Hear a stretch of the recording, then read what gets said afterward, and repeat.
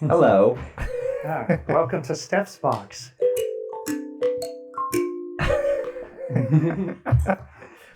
I know that theme song so well. Right? Yeah. It's a classic. Yeah. Yeah. It's I can't not hear one of those instruments and not think of this podcast. Yeah. I mean, I took it straight from Paul Anka. It's, what was that jingle? Is that 1960s jingle for the bubble gum or something? Yeah. How'd that go? I know what you're talking about, but I can't think of it either. Oh. Because it's been replaced in my mind by your podcast theme song. There we go. There's only room in one's head for one theme song at a time. Yeah, especially one of such brilliance. Yes, that goes without saying. I can't emphasize enough the painstaking hours I labored over the composition. It shows. Thank you. Yeah. Well, thank you. Yeah. Such a polite guest. Yeah. Today we're here with Chad Fogland. Hello. Yeah. Writer, comedian, improviser, and aspiring bare-knuckle boxer. Yeah, well, one of those is not true, but I'm not going to tell you which one. Well, I'll have to... listeners or watchers will have to try and figure it out by the end. Yes. A little puzzle. It's like an escape room, but with the fun. You never know. Yeah. What is it? I was recently asked how I would describe like the vibe of this podcast. Oh, sure. Yeah. And first thing that popped into mind was like Pee-wee's Playhouse, but definitely with more public masturbation. Yeah. So just Pee-wee. Right. Yeah. No, more public masturbation. Oh, I'm sorry. Yeah. So Paul Rubens. Yeah. So I know one of the things that we have in common is that we both lived in Los Angeles for a while. That's true. Yeah. Where were you in Los Angeles when you were there? Oh, see, now you're clipping again. Oh, I am. I got really excited. Okay. Yeah, that's the thing with the audio I'll try to test. keep my monotone. Oh, no. Like energy is permitted here. I was in Van Nuys for a while, and then I was in Sherman Oaks for 7 years, and then 5 years, and then I was in Thousand Oaks area for a little while, and Calabasas. Oh yeah. Yeah. So you kind of started move. I mean, you're kind of up near the porn industry, getting close up there. Oh yeah. Yeah. Used to go hiking around Chatsworth. Yep.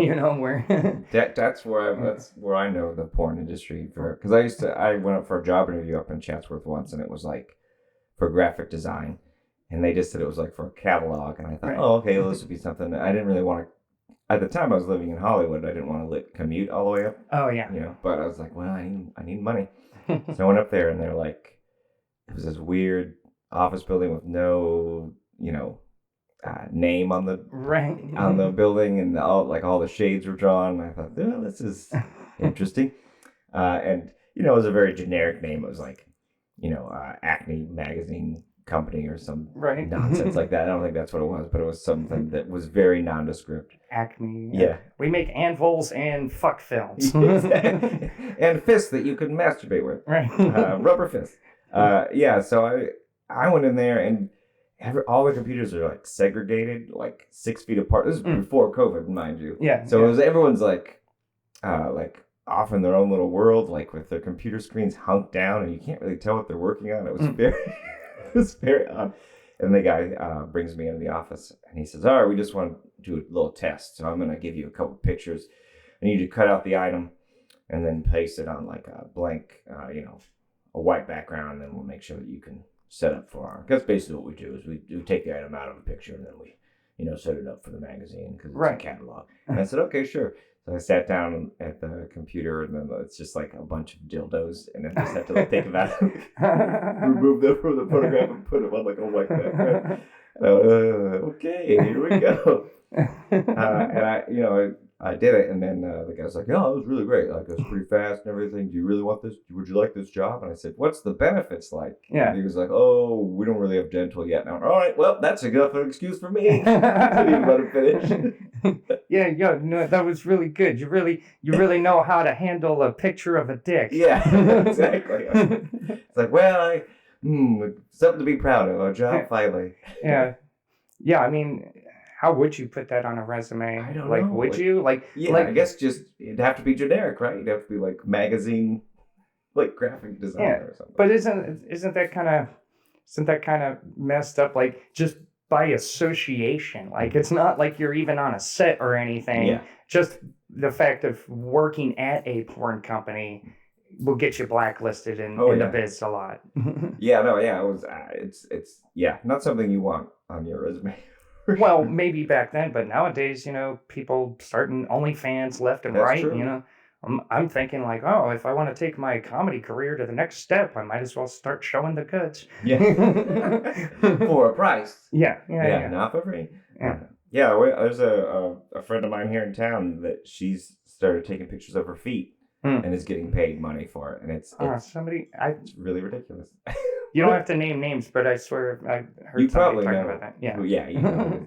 All right. Let's keep her anonymity. Yeah. Right. We don't want anyone to know whose feet belong to. Yeah.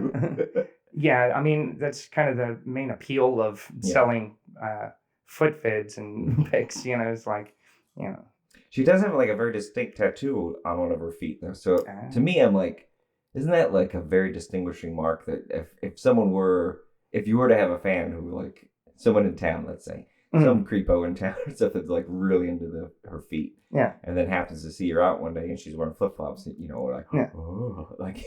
Yeah. I'm just saying it's a Lifetime movie. that would have to be an awkward stalker to have. Yeah. Like he's not into, the rest of you. Mm-hmm. It's just the feet. Just the feet, yeah. Just like you could tell because he's really always staring at the ground when he's following you. Like it's not the autism. When he talks to you, it's not like you get used to people staring at your breasts, but now he's like looking down at your feet, like you're just talking to the top of his head most of the time. Yeah. Why is it a short guy that's into feet? I'm sure there's tall guys that are into feet too. Basketball players in the feet. Now now that's a good character study.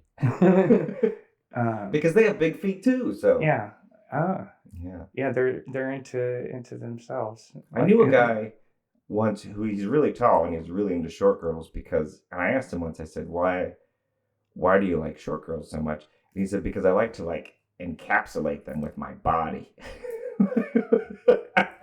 I almost spit my coffee out. Which was like so weird to think like he's just like wrapping his whole body around them. So then I don't know, that we're talking about big feet, little feet, just thinking like the Bigfoot, like being like, oh, that's what I like. Just make it's your the whole power dynamic. Yeah, exactly. That's what it is. It's gotta be power dynamic. And that's hilarious because I can imagine the girl describing it as, he's like a big teddy bear. I just feel warm and safe. And his description is, I encapsulate. Yeah. I am a cocoon, and she is my caterpillar. Right. Makes me think of Empire Strikes Back. I was gonna say it makes me think of the movie Cocoon. I just think of old people. I just think of the smell of Ben Gay and senility. The only thing I remember about Cocoon. Yeah, let's call it Cocoon. Yeah. Just for fun. No, the other thing I remember about Cocoon was that they the aliens made them feel young enough that they started having sex again. Oh yeah. And I remember seeing it at a young age, going like not really understand not being old enough to really understand sex, and B not really understanding like grandparents having sex. Right. So it was very confusing because I was really into aliens because I grew up in the 80s, so it was like Star Wars and E.T. But same. So I was like, oh, aliens, this is great, but then like, why are they messing with Grandpa's ding dong? Right. I don't understand what's happening here.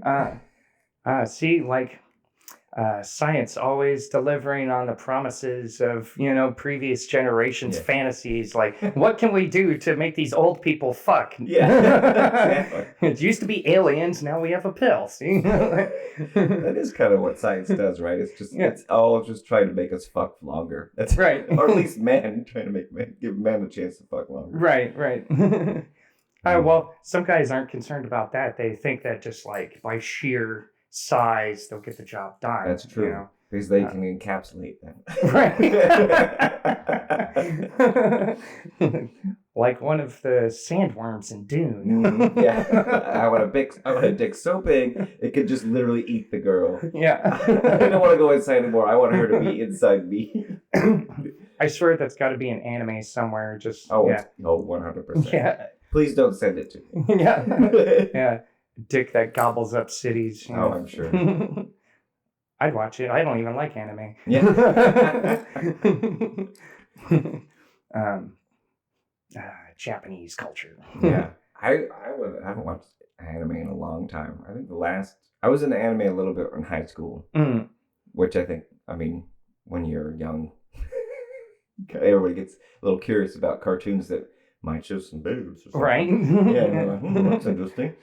But I don't... What is that octopus doing? Yeah. Oh, God! The one I remember was Dominion Tank Police, which was about like a... it was a police department in Tokyo that had like tanks because the mob, I guess, was so... who's the mob in Tokyo? The Yakuza. Yeah. The Yakuza was like just running rampant. And so like the police department got military grade tanks to like fight the Yakuza, and they were tuning them up and making them like all fancy. That in Japan, that's like a fictional dystopia. Yeah. Here, it's just an everyday thing. Well, that was what I was getting to. It was like it was so weird. It's like that, but then like you look current years, it's like how many police departments now have tanks? Right. Like, and why would they need tanks? To feed the system. Yeah, that's right. Yeah. It's the Ouroboros, the snake eating its own tail. It's what Eisenhower was telling us about. And yeah. Japan, they still mostly just use batons, don't they? In England, no, they have guns now, right? I don't know. I haven't been there in a while. I haven't gotten arrested in England in a while. Right? Have you? No. It'd be fun. That'd be a great story. I wish I could make one up. Okay.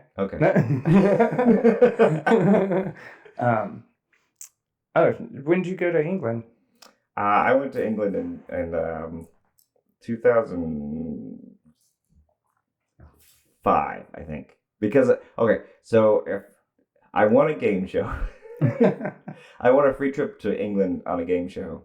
Oh. And I found I was doing comedy at the time, so I found a booker in London and asked if I have an open window of like 6 months when I could come to London. Right. Can I get booked on a show or whatever? And he only gave me like one date, and it happened to be in like October. So we ended up going to London in October, which, if you know the weather there, it's pretty cold all of a sudden, and then it's also like kind of rainy season, so it was not the best time to go to London. And the other shitty thing was like the game show. It was like 3 parts, and the first part where you won the trip to London, the second part one of the teams got eliminated, and the third part you won like $15,000, right? Ew. So any team could win any section, right? So we won the trip, but we didn't win the money, right? And my partner and I, my friend Dave, we were like completely broke. So we had no money, but it was all expenses. So we had there were these nice hotels, but it was free breakfast. So every morning we'd get up early and eat breakfast and then load up for lunch and put it in our hotel room and then go out and explore the city because we had no money. Oh, wow. Yeah. The only thing we could afford was the Jerry Springer musical that we saw there, which was insane. Oh shit, I can imagine. Because he goes to hell. Jerry Springer goes to hell, and then has to interview the devil and Hitler and all these famous. Right. Crazy. Oh, that's a fun premise. Yeah, it was a fun show. I forget the name of the theater, but they did a lot of those. Do you remember the name of the game show? The game show was called Screenplay. which is never heard of. So yeah, it lasted all of like maybe one season because it was not great, right? And yeah, I've been on a couple game shows. The Lingo is probably the one that was most famous I was on. But even that, I said that, I told Steve Marcinowski. Yeah. I was like, yeah, the most famous game show was on Lingo, and he laughed. I was like, what's Lingo? Yeah, I haven't heard that one. Yeah, dude, there was a time. Chuck Woolery was the host. Oh, okay. It's kind of like Wordle, honestly. Yeah. But if that's a hip reference for everyone. Nope. Wish.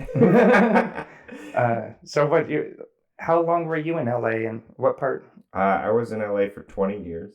Okay, so almost the same amount of time. Yeah, we mentioned this not on the podcast, so it's good we refresh it. Yeah, sure. So I should not say that. Oh, you know this. Yeah.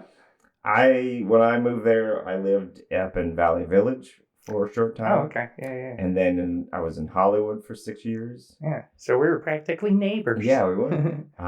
And then I couch surfed around for a while because I lost my place. So I was like, I did that too. Place, yeah. And then eventually I landed. I was in Los Feliz. Right. I don't know how to pronounce it even so. Yeah. Then I was in Silver Lake for a while, and that was hipster town. Yeah, that was. That's where you got your fashion sense. Yeah.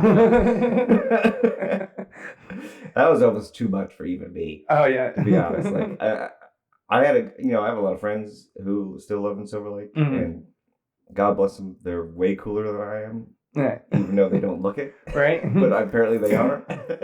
Are they cool only ironically? Yeah, for the most part, yeah. The big part of my time in LA was right in that census point of like ironic coolness. Oh yeah. Yeah, so that was I dealt a lot with that.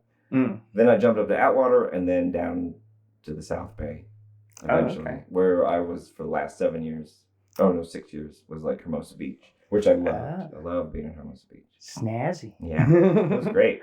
No one would ever come visit me. Right, of course. Because it was south of LAX. They're like, no time. Yeah, no, there's the worst. When I went to school, I was in a place that was like kind of centralized in Koreatown, and but there were students from like all the greater LA County, and I remember I'd meet other people that have similar interests, like, hey, let's get together, hang out sometime, and I remember one time out of 4 years that I was there, somebody comes over to my place to hang out and like smoke weed, play video games, and shoot the shit, and after that said, I'm not doing that again. I'm like, why? Like it was too far away. I'm like, it only took you like 20-30 minutes to get here. And he's like, yeah, it's just too far. Yeah.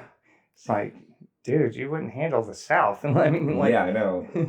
That was the crazy thing about living here is like being able to get across town in 15 minutes. Yeah. And then hear the locals complain about the traffic here. Oh. Just like no idea, man. Yeah, no, it's hilarious. Yeah, I when I was living like north of, before I moved down to South Bay, which is where I had my day job for 12 years. I would it'd be like 2 hours commute to work, and then like 2.5 to 3 hour commute back. Yeah. And then there would be days when gas would get so expensive because I was, you live literally paycheck to paycheck out there, no matter where you're at. And like you get paid well, but like it is. I don't think I think the entire 17 years I was there, I knew like I met maybe 2 people that lived in their own place by themselves. And see, I did because like I hated roommates. Yeah. So that's why it was really bad for me. Right. A lot of times because I'd have to find really small like studio apartments. Yeah. Or like it'd be way overpriced, and I'd move in, and then I'd live there for about 6 months to 8 months, then realize I can't afford this. This is terrible. Yeah. And I had to move to another place. Because I just was never really good with roommates. Are you the bad roommate, or you the bad roommate? Like, are you the finicky OCD one that just can't handle like normal people's foibles or it's probably the wrong way to admit that, but yeah, no. You left the spoon in the goddamn sink. I've had it up to here. It's the second time I've had to bring it up. I think it's less about like cleanliness for me. It was just more about like I just want to be alone.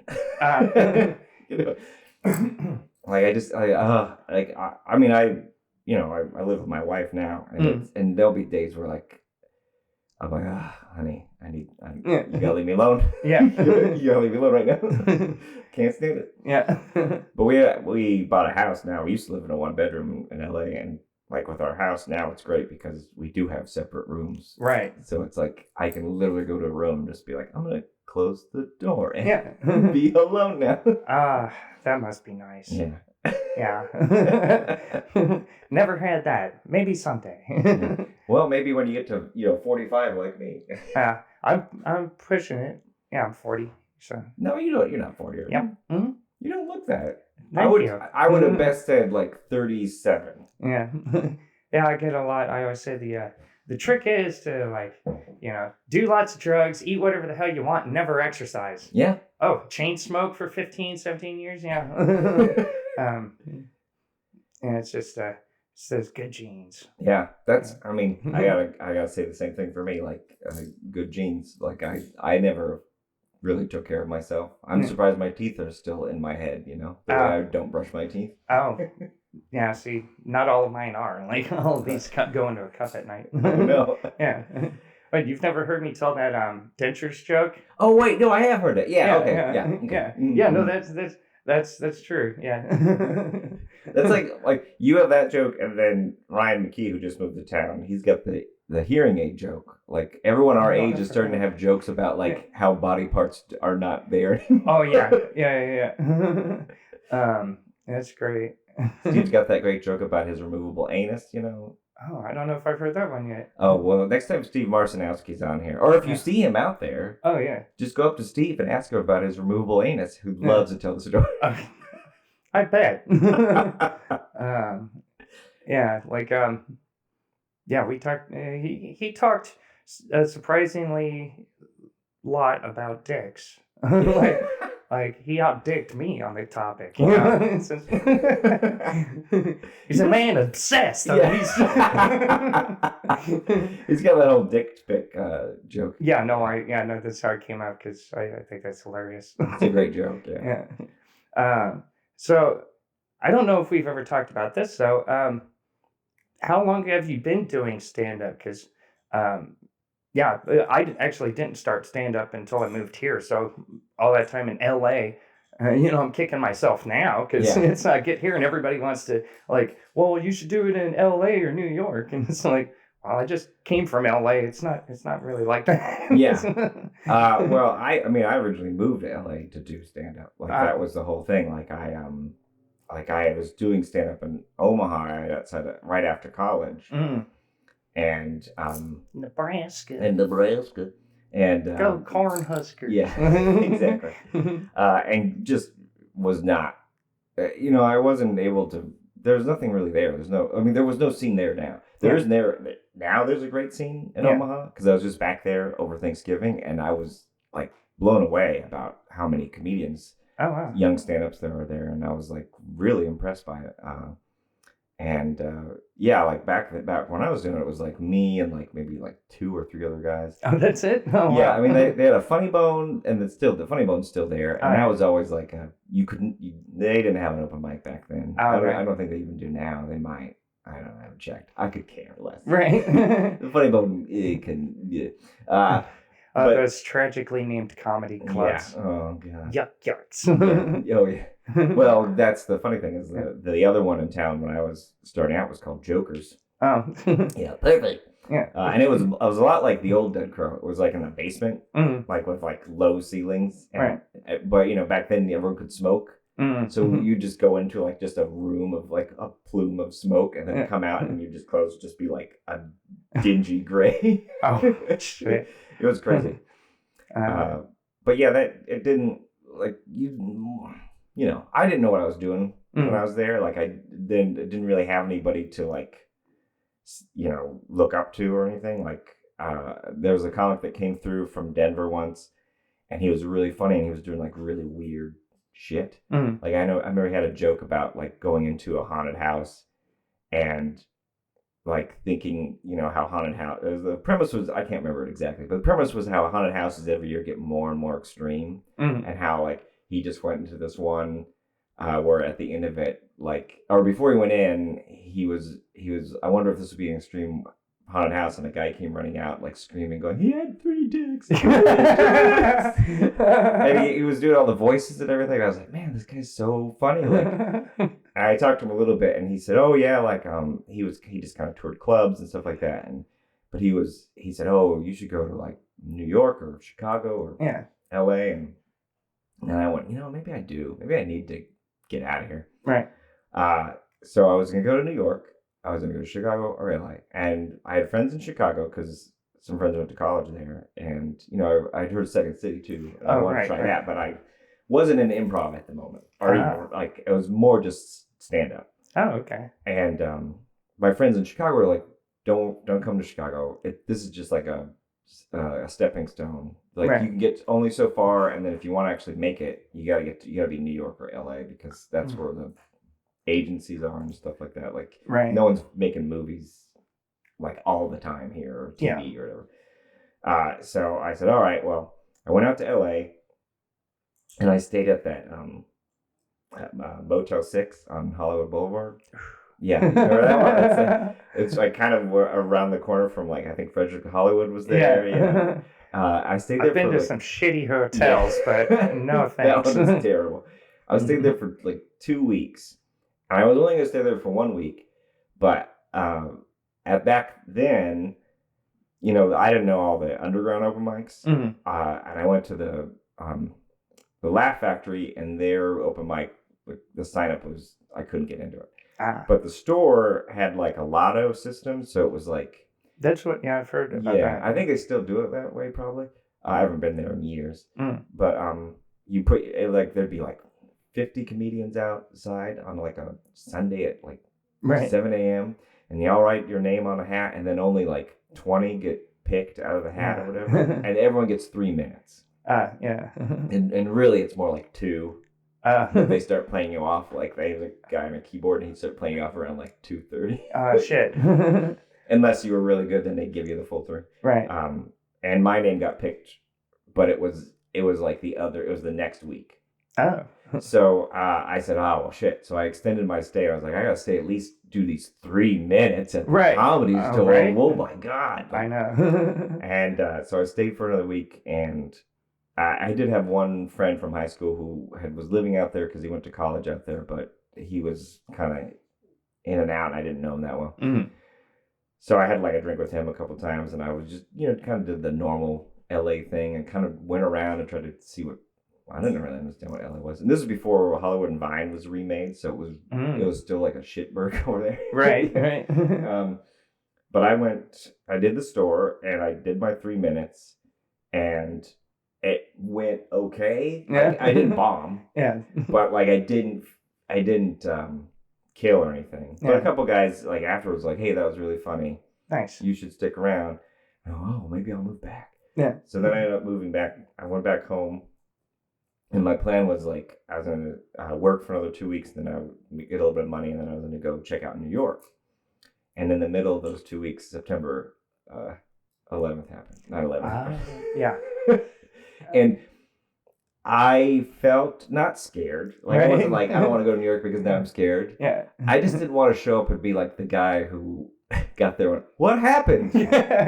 Hey, wasn't there supposed to be 2 buildings there? Yeah. Why is everybody so upset? You know, I was like, oh, maybe I'll just go to LA. I had such a good time there, so I ended up moving to LA, and so I did stand up for a long time. Apparently. But I did take, there were bouts of taking time off, because like I kind of got into, I started taking classes with the Groundlings, and then UCB came to town, and I got involved with sketch and improv, and so I was still doing stand-up, but it was like, when I first got there, it was like every night.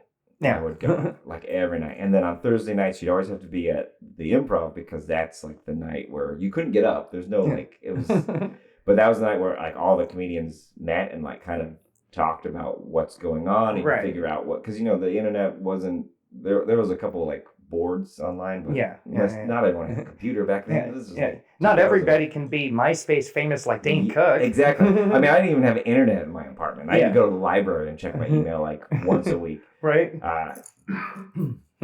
So yeah, I mean that was, but I met a lot of people through that, and it was just like a lot of socializing and drinking, and like, you'd go up like maybe 2 or 3 times a night, and like you just would not sleep because you're just hitting the mic as hard as you can. Multiple mics a night would be fun. I kind of did a similar story, only I went out there for music and the video game industry, and I already had, like, I spent a year in high school out there with some family, and then moved back to the South, unfortunately. But I was in South Carolina. I'm like, I gotta get the fuck out of here. like fuck you, South Carolina. So saved up the money to go back, and had a job already lined up at a game company. But I was trying to do the music thing there, and I don't know. It was like aside from the culture shock, the harsh realization that going from being a big fish in a small pond to being a guppy in a shark tank. It was kind of like, oh. That's the competition level out there is just like, I'm sure it's the same with music. It's just there's just so many people trying to do the same thing. It's not necessarily that you're competing against so many people that are more talented than you. No, it's just the market's flooded with people from all over the country that want to make it in Hollywood. And that, and those industries, I'm sure the music, again, I'm sure it's similar, but like, the comedy, stand-up industry, I would see people who were like somewhat talented, but then knew how to, for lack of a better word, like, kiss ass and like be the best friend that everybody wanted to have around. And then they would get, more shows and stuff like that. The ones that always had cocaine. And like, I feel like I'm a fairly charming and nice person. But like, I had a hard time playing that game. Like, cause like not everybody, there's not a lot of people out there that you want to be friends with. There's some people that you're like, I don't know if I want to be your friend. That's one of the things that wore me down and made me have to leave was, like, there's so many fucking people. Why am I this lonely? Because it's like, nobody wants to make, like deeper relationships, because it's like you misstep and there's like, oh, well, there's a million other people, like literally, like, I just, or I mean, the other thing too, is like everybody is wants to be in the biz. And so, a friendship is somebody that has something that they want, right? Like if you're trying to get your foot in the door and you're trying to get connections, but everybody you're talking to only wants to use you for connections that you don't have, then it's like, you might have had a great conversation at a party the other night, but, they're not, the whole, let's do lunch sometime, There's a friend who's like, he's a stand-up, and he's a funny guy. He's talented. And when Drunk History came up, he joined the cast of Drunk History because he's really good friends with the guy who created it. And as soon as he joined Drunk History, like his life, like we'd go out at clubs and people knew it, and so many more people would start talking to him. Right. And it would always be the same thing of like, hey, I haven't seen you for so long. Man, you're really funny. Everything's great. Hey, I don't know if it ever comes up with Derek, the guy who created Drunk History. Like, if you ever need more people, like, keep me on the short list, will you? It's like, it's that like 1, 2, 3, now what can you do for me kind of thing. That was bizarre to me because I don't know, like, part of me with comedy, like, and my wife and I were we met out in LA, and she has a different aspect of this, but which is what's funny about this story. I have never thought of comedy as a business. I always thought of it as like, this is what I want to do. This is what, like, the first time I got behind a microphone, I never felt more at home, like at peace. Right. Like I was like, oh, this is where I'm supposed to be. Yeah. Like I like doing this, and I cannot stop studying this form and not stop doing it. Absolutely. But like the business side of it was the part that was always like, oh, I have to go to this party because I have to make sure that I'm seen by these people. Like I just, but what about, can I just go keep doing funny stuff? Yeah, get by on the merits of my talents? Yeah, like, oh, you need headshots, but wasn't this picture I have a face, enough? I can promise you that. Yeah. And then my wife moved out there to do acting, and she like had books, like how to do it, and she had like postcards and like had everything like lined up. So when she booked a role on a TV show, she'd send these postcards all out to all the agents in town because she was still trying to get an agent. And like with like, here's when I'm going to be on this show, and here's my part, and here's my headshot and everything. Oh. Like she like was organized totally, and driven. Business minded. Yeah. And she hates it because like I was not like that. Yeah. And I just would fall into things where like a good friend of mine was assistant comedy manager, and then they made her a comedy manager. So she called me and said, hey, do you want to be my first client? And I said, sure. Nice. And then I was with like Principato Young for like years.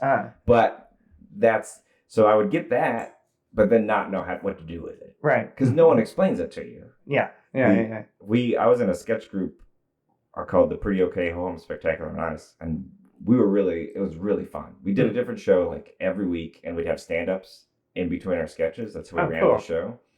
And it was like kind of a narrative kind of sketch kind of feel to it. And it got very popular, and it was really fun, and it was great. And this guy from HBO came to one of our shows once and then said, hey, I work to book people to Montreal Comedy Festival. Oh, hell yeah. He's like, so next week, can you do like a test show for us? And we were like, oh, hell yeah. Fuck yeah. That's going to be great. Yeah. But no one told us what you needed to do. Like you're supposed to put like together a 20-minute set. Yeah. Like a 20-minute sketch show, like tight with your best sketches. And then that's what you're auditioning. Right. Is that 20-minute show. We just thought we just wanted to show them everything that we had at that point. And since we've done so many shows, we did like a 2-hour show. Oh shit! Of all of our characters. Yeah. And it was this massive like thing, and it was hilarious and great. Yeah. But afterwards, the guy was like, "That was like one of the best things I've ever seen." Yeah. But it was only supposed to be 20 minutes. Like, no one told us that. Like, yeah. That's the thing. Like, so was that? No, we didn't get it. No, because of that. Yeah, because we went way over. Like that's bullshit. I know. Oh man, it's like asking you to do stand up and just not giving you a light. Yeah. And then getting mad at you for running the light, the invisible light. Yeah, no, that's the thing. It's like that's the part of the business that was so confusing about it. Am I hitting sharp again? Yeah, a little bit. Oh, sorry. No, it's both of us. Quick and dirty mix. It's like there's books out there that tell you like how to get into business and the industry and shit like that. But there's no information that really tells you how to do it. Like that's the hardest thing about moving to like a place like LA or probably New York, the same thing. It's like you kind of have to you got to figure it out. Yeah. And like that was one of the big shockers too, doing music in LA was the fucking pay to play scene. Mm-hmm. Like, oh my God, it's criminal, like literally criminal. And does it work? Like you have to pay and then you can, is that how it works? Kind of, yeah. Like they basically, like if you wanted to book a show at the Whiskey a Go Go, on a given night at a given time, which by the way, like the better the time slot, the more money. Like Friday night at 10:00 is like boom, that's prime real estate. So most of the time you get like a fucking 7:00 on a Tuesday afternoon, like when nobody gives a shit, and you'll be out $500, but it's not like direct cash for stage time. You have to pre-sell your tickets, right? Oh yeah. And but for every ticket you don't sell, you're liable for. And I mean, there's been instances where venues will even like take a band's gear as collateral and hold it until they pay off the difference. Yeah. It was. Got so frustrating. I was making a documentary about it, and through a bunch of my interviews, I found out that it was owned by the whole strip had been bought out by a mob family, in 1980, and they came up with that business model. And yeah, like a lot of people told me to stop working on the documentary because they don't want me to end up dead in the desert. Oh, yeah. And shit. I'm not going to say the name of the family on the podcast because yeah, like a bunch of people were like, turn the camera off and then give me some dirt, and I was like, oh shit. Well, I mean, the comedy scenes, there's a similar situation, but it's not as dramatic. But bringer shows. Yeah, the bringer shows, because like in those regards, it was like you got the amount of time you were able to do on stage or where your spot was in the lineup was determined on how many people you brought. Right. So like, you've done comedy long enough now that you know that like if you get that first 2-3 shows, you can get like a lot of your friends, family come out because like it's new. Yeah. But then after that, it tapers off dramatically because like everyone's seen you do that. Yes and no. Like, okay, well. Yeah, I do. Well, then never mind. I mean, I have like there's some shows where like I don't invite people to every single show. But I mean it staggers because like there'll be some people that'll show up for one show and then other people are like, oh, I couldn't make it. Tell me when the next one is. And so I usually have a couple of people that come to a show. But I don't know. I thought about that bringer model, and I can't remember who I was talking to about it, but someone was like, don't do that. Don't do that. And it's like, but the difference between like what I was thinking and what you were saying about like the people you bring mitigating how much stage time or like your slot, like that's kind of shitty. Yeah.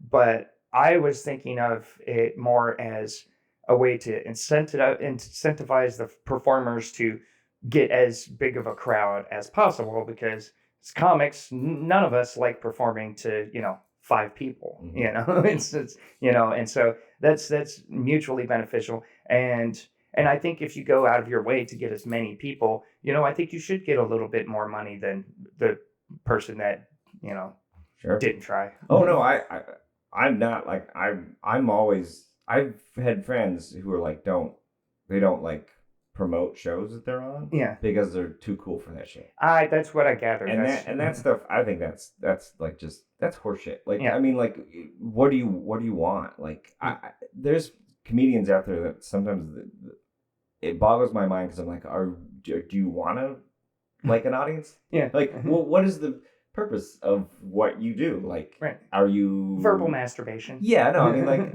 It's interesting. Yeah, because I would get made fun of back then because I'd be doing these bringer shows and I'd like make up a flyer or something and send it out on MySpace or whatever and like try to get friends to come, and like other comedian friends of mine would be like make fun of me for it. Oh wow. And you're like, oh man, I'm such a fucking dork, like making a flyer for a show and stuff like. It's like, oh, I guess. That's not cool to want people to come see me. Yeah. Yeah. Wow. That's was it shit.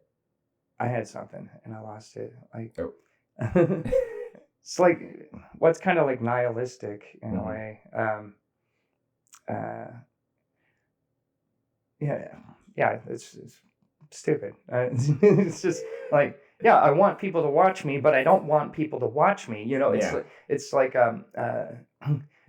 it's like the most pretentious like avant-garde art piece, right? Yeah. Like intentional. It's like comedy in intentionally empty rooms, right?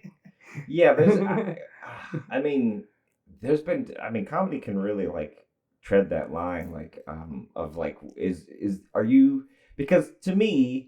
If you're doing comedy, whether it's sketch or stand-up or like improv, if you're labeling it as comedy, like I'm doing stand-up comedy, right?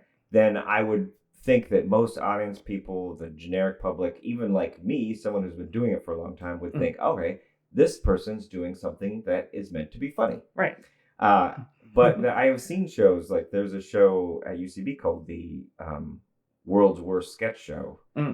Or was that it? Yeah, I can't remember. Anyway, I got a big fight with a lot of people about it because it was presented to me at one point, like, oh, we're going to start doing the show, and it's going to be like a midnight show at UCB, which it'd be the perfect time to, bring sketches that are like a little more blue. Right. They get a little like, like nasty and, and like kind of dirty and like maybe with accents that you probably don't want to do. Oh, no. Yeah, like real dangerous. You can't do Apu. I know.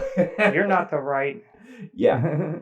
And, I said, okay, well, I get, I think that's probably a good place for it then, like a midnight show. But the sketches they devolved quickly into not sketches. Like, one time a man, he just came out fully naked and just It's art. It's art. Yeah. Pull a lollipop out of his ass and then put it in his mouth. And that was the sketch. What the fuck? So, like, I went to art school. Like, I understand. Like, I understand the shock value of, like, performance art and what. You went to art school too? Yeah. Like we both got really useful degrees. I know. Our parents are so proud of us. Oh yeah. They were so happy when they heard we were going to art school. Yeah. So, but my point was, like, it's a comedy sketch show. Yeah. So, like, a comedy sketch should have some sort of, like, element that makes it funny. Like, so in that instance, if it was a sketch about, like, a coworker who's always naked and all the lollipops are going missing. Yeah. Some context. We set up something that's happening, and then the naked guy comes in and like, oh, geez, Jerry, here you are again. Like, how many times have I told you, you need to, this is business. You gotta wear clothes. And he's like, well, I'm never going to do that. So, like, at least wait till Casual Friday, okay? Exactly. Have some moments where, like, it builds, where that moment where he pulls the lollipop out of his ass and puts it in his mouth, like, has context, and then is like a rising action to be funny. Right. That's the thing. It's like, if you want to be funny, or if you're gonna say it's comedy, then it should be funny, right? Like. Shouldn't just be like. Well, I mean, if you're being so hoity-toity, artsy-fartsy that you're expecting all of the audience are gonna make their own interpretations. It's like, sorry, that's not how fucking comedy works. Like you have to get as many people to understand exactly what's going on in your head, or paint the picture with your words and actions in as accessible a way as possible. Like, people don't go to comedy shows to to think. Right. You're supposed to think for them. Right? Well, I mean, that's the whole point, is like I'm Joe Schmo off the street, like, oh, there's a comedy club, I feel down right now, I'm going to go to this comedy club, give them my money to see a show because I want to laugh and feel better. And then some naked guy comes out and takes his lollipop out of his ass, puts it in his mouth, and walks off stage, and that's what I paid for. It's understandable that you'd be a little, like, irritated. I'm surprised that place didn't have a riot. The funny thing about that show, though, the reason I got into a fight was that show changed his audience, and the audience kind of almost, that's what they were expecting. Right. Because that guy became like, he would win the contest every month, and he would always do something absurd and non-contextual like that, and it was like, and then he built an audience for himself. Yeah. But what do you do? I mean, some people would make the Andy Kaufman argument, like, oh, it's anti-comedy. It's like, no, it's just not funny. Well, it's self-indulgent bullshit. And like, even Andy Kaufman, like, I've heard that argument before, but it's like, he wasn't purposely trying to, like, he wasn't trying to be a comedian. There was a reason, there was a way of what he was doing that was not, like, it's not, I think people use that as a fallback crush, like, way too often. Oh yeah. Like, it's like, well, I'm just coughing it up or whatever. And but do you know anything about Andy Kaufman? Right. Probably not. So, like, do you understand what he was doing? Because then you might have a little more context of what you want to do. Like, and might understand how to approach what you want to do. Yeah, I mean, you've got to have purpose and intent. Yeah. Doing some random shit and saying, well, Andy Kaufman did it. It's like, well, no, it was more calculated than that. Yeah, exactly. That's, And who's to say that maybe that guy was more calculated? I'd never really gotten to the nitty gritty with him or sat down and talked to him about what his whole life was about. But it's not like there was a whole lot of motivation to really after seeing an act like that. Oh yeah, of course, yeah. After seeing that, yeah, from week to week. Yeah, you don't have to you just rush, make a beeline to him at the bar afterwards. Like, wow, that was really groundbreaking. Yeah. Like explain yourself to me, please. Because what I saw, you were portraying the juxtaposition between society and I mean that goes into like the like millionaires who buy like art that's like it's just NFTs. Yeah, Oh, I can go on and on. I shouldn't. Sometimes I don't think even I have the intelligence to totally understand a lot of that stuff, so I shouldn't really talk about NFTs? It. Yeah, well, yeah, I mean, yeah. Well, it's basically just an artificially inflated market. That's all it is. Using the newest hot, cutting edge or bleeding edge technology, right? But it's just a big money grab, just like the the housing bubble and the .com bubble, and it's all the same thing. It's like you inflate the idea or concept of something and make its value make it seem more valuable than it really is. Artificial scarcity. Yeah. for the people who have the 1% who have the money and want to be cool, right, and seem like they are cooler than they really are, right, and so they have the money to pay for that. Yeah. What a weird world where anybody can just dictate what's cool, but without any cool points to back it up. Exactly. I bet if you we live in a wonderful world. Some neck-bearded mouth breather, in his parents' basement, making pixel graphics of some monkeys and selling them for $75,000 a pop, but still lives in mom's basement for some reason. Yeah, what does that say? I don't know.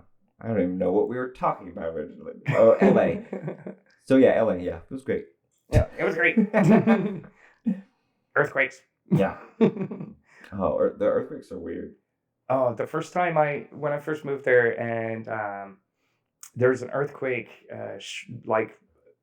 barely a month after me moving in, and I was on the phone with my ex-girlfriend, who lived in town. We were gonna meet up for lunch or whatever, and all of a sudden my room just goes, and my reaction was just like, oh shit, and throw the phone down and just start running. But in my mind, my first knee jerk thought was, this is what insanity is. Yeah. I've lost my mind, and this is the fabric of reality shaking apart at the seams before my very eyes.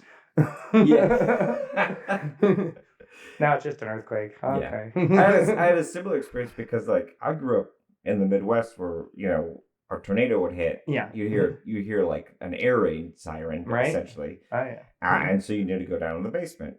And then I was in the South. I went to school in Georgia, and a major hurricane came once, and we had to evacuate, but we had plenty of time to all right, it's coming, we have to leave, time to go. And I've been through blizzards, a lot of different things. So I had in my mind, I had this Rolodex of here's what you do when certain things, natural disasters happen. You would be one of those people. Yeah, just from experience, not out of necessity, I would have sought it out. Right. But when the first earthquake happened, I remember standing up and going, "What? Wait. Do I go outside? Yeah. I mean, it's going to be happening out there too. Right? What do I do? Right. I have no context of what to do right now because the whole earth is shaking. It's not like I can go anywhere or do, because everything else is just keep jumping up and down. Yeah. That's the thing is every other natural disaster is go somewhere to avoid the danger. Right. But an earthquake, it's I guess you're supposed to stand in a doorway. Yeah. There's certain, unless it's a load-bearing doorway, in which that's a dangerous spot to be in. So I don't know. I think I've seen it like some of those major earthquakes where the whole building collapses. I don't know if a doorway is gonna like be a cartoon. Everything falls down, but you're in a doorway. Like, right. You made it. Thank God for this doorway. Yeah, it just doesn't seem like, you know. Then at some point you live in LA long enough. When an earthquake happens, you're just like, oh, geez, Tuesday. Yeah. Feels like a 6.7. Yeah. One time I fell asleep on the couch, like I was kind of sick, and then pounded down the cough syrup, and fell asleep watching or right after watching Texas Chainsaw Massacre for the first time, like the original one, and fell asleep and was having weird dreams, and then I start up, and like it was right at the tail end of one, but it was like I was so on the edge of sleep, like I was like, wait, am I dreaming that? Like that's kind of weird. That's weird dream. And it wasn't till like a few minutes later I heard people talking outside, you know, the patio, and it was like, hey. Yeah. That's one of the funnest things about LA, I think, because I still follow a lot of people on Twitter, and if there's an earthquake or if it rains in LA, my Twitter lights up with all the same fucking jokes, the same people say the same thing over and over again for years now. Like posting like garbage is like, I'm only happy when it rains, or like you know, like, oh, shake it, you know, just tons of earthquake jokes. Oh, just, you know, like how you were talking about how Wilmingtonians bitch about traffic being funny compared to LA. Seeing Los Angeles when it rains is like, like, oh wow, it's really pouring down out here. Like, I'm sorry, I can't come to work today. It's raining. And it's like you're outside. It's like, what? This is you know a lazy Sunday afternoon where I'm from. Like. No matter where you live though, like it's whenever it rains, you're always gonna hear somebody say, "Oh, nobody knows how to drive in the rain." Oh, for sure. Yeah. No matter where you live, I'm always looking for that one person who apparently does, because like I guess nobody does. Like, and they can maybe teach us. Are we supposed to like lift our cars up? Like, that's the trick. How are we supposed to drive in this rain? You're not. Just don't stop. Do it. Yeah, that's the whole secret. Yeah, as soon as the drop hits that hood, just emergency brake. Yeah, dead stop wherever you're at, and just sit there and wait it out. Yeah.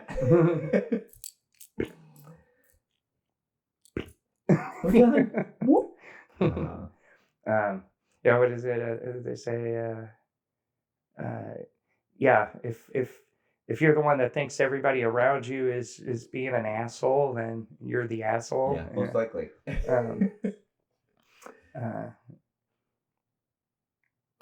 Yeah. Well, I thought moving here, like there'd be less road rage, but that doesn't seem to be the case. Like, I've seen some road rage. I see a lot less people crying in their car. Less people. Oh, Ryan had that joke about moving out there. It's like, he's totally right on. Like, I mean, there was because when you're in a commute for 2 hours at some point after a few years of doing that, you start to just. I mean, that's the thing about New York and LA. Like, one of the reasons I liked New York when I would go visit was like there's just more opportunity to run into people. Like, and I guess that a lot of people would say like, well, you know, diseases and. You know, there's certain people you don't want to run into. But like, that's racist. Yeah. I don't know how it's racist. I didn't say it. I was just saying other people say that. But like when you're commuting to work in LA, you're like in a car. Yeah. So like you can't. There's no opportunity. You can't like look over and be like, hey, how are you? Like.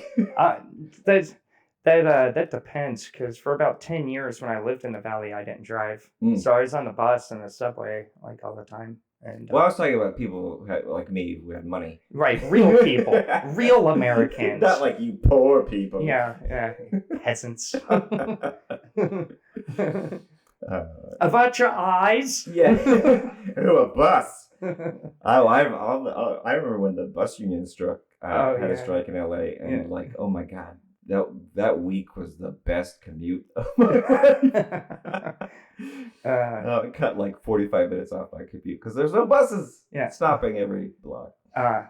Terrible. And that's so selfish. But very LA of me to think that during that. Oh yeah. I don't miss the traffic there. But it was so crazy. Like that was I grew up in like South Florida and then Georgia for a while, and going there and being on like subway and public transit, because I'd never seen public transit. What the hell is that?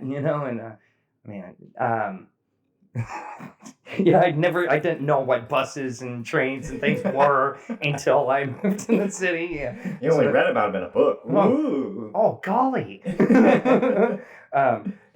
No, I just never experienced it, seen it firsthand. And talk about like how soul-crushingly jaded you have to be to sit and completely ignore the guy a few feet away from you with his dick in his hand. Yeah. It's like, okay, nobody sees this. Okay, I guess I don't see this. Like, we've all decided to not look at this and not mention it. Yeah, but like, really, isn't that just like feeding into his deviant behavior? Because maybe he thinks that when his dick's out, he's invisible, and like, this is how he's like, oh, finally, oh, no one sees me. Finally, no one sees me. I can get except for the Nazgul. Yeah, that little kid seems to be looking at me and pointing at me. That's weird. Maybe there's an age limit to my invisibility. Yeah. Hey, that's a perceptive kid over there. Yeah. Let me just put my dick away and I'll tell the parents real quick. Yeah. Yeah. Your boy's got a real eye for penises, I noticed. Yeah. Please, sir. Okay. Gotta at least get like one pedo joke in a podcast, I think. Sure, why not? I mean, it is a podcast after all. Right. I mean, what other kind of mandated by law. Yeah. I mean, how else are you gonna, rise to the top with thought-provoking discourse and gotta do some real problem solving here.